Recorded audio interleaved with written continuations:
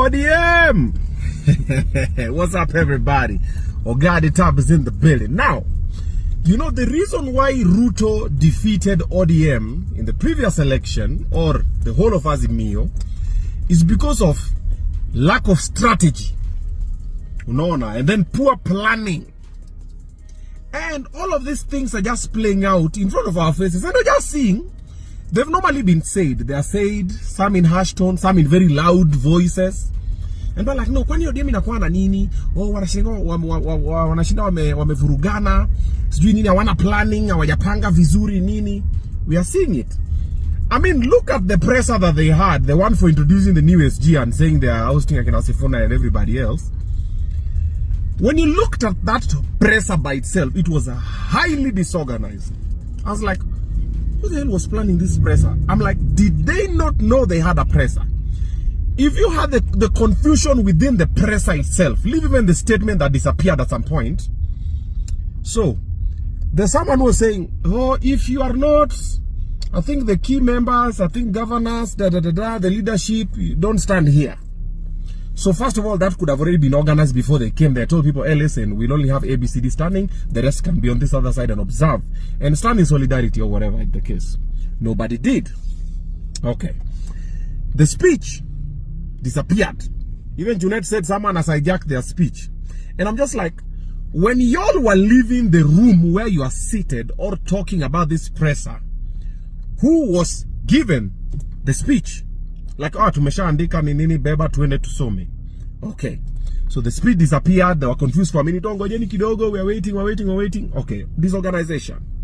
The speech appears. The person who's supposed to read the speech did not even know she was supposed to read the speech. Okay, for this one, allow me to tear the newest SG. Because it's like her role in the party was ceremonial. She wasn't prepared. She was never ready. She never knew anything would happen to Sifuna. Because who would even think that at some point Sifuna would not be the SG?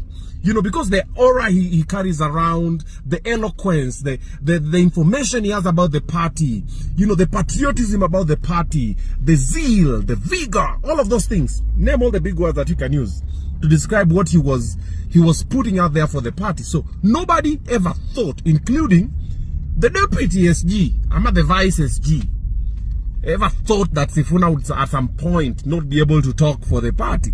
So she wasn't ready. So this lady was thrown in the deep end. She's like, boom, on your face. You gotta read the speech. Okay. She starts reading the speech. When she was reading the speech, you would clearly note that this was the first time she was seeing the speech.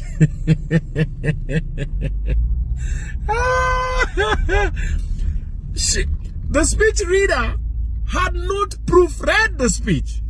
So, question is, who wrote the goddamn speech? She didn't even know she was the assistant or vice or deputy SG. The way she did, oh, SG, oh, me. I'm like, yo, what's happening? Like, if you look at all that, like, what would have happened if they took 5 extra minutes or 10, even 30, let's give them 30 extra minutes to just write the speech together, go through it, say, okay, this is what we're gonna do, you're going to read it, that the person goes through it, okay, internalizes it, nini, and then says, okay, cool, now let me go and break it down. Nobody did that. It's probably the method, like, oh, this is very bad. No, you know the party leadership. You need, okay, yes, let's do it, let's go. Now, have you called the press? Call the press. Someone, hello? We mukwapi, paneni pikipiki mkuje. The press, oh, mefika, sawa. Meka pulpit. Yeah, waya, wacha tukuje. Haya, tumefika. Haya, tuseme nini. That is the only thing that Ruto has that the whole ODM and Azimio team lacked in the last election. He has strategy. Even if he says things tunasema, oh, ametudanganya hivi, anakuanga amejua kitu anafanya, anakanga tu chini anaangalia anasema, okay, wacha niwaambie nimepunguza gas. Oh, si gas ni mtungi. Sijui nini, and many other things. And most people want to go and face him in 2027 with this confusion. You see this crew for Akina, Sifuna, Babu, Kalebamisi, Onyonka, the whole shebang, Orengo, they are more organized than ODM itself. Like within ODM itself, there's so much confusion This other this is called breakout, I'm a breakaway crew, is more organized than the party itself. But even if that breakaway crew leaves and calls itself ODMB, I mean, that's what I'm thinking. If they are forming another party, just call it see, this is Orange Democratic Movement, so that is square ODR. I'm a ODMR wing, Orange Democratic Revolution. I'm a Orange Democratic Movement Revolution wing, you know, ODMR something, but associate it with this party and then just show those people how the structure should be made.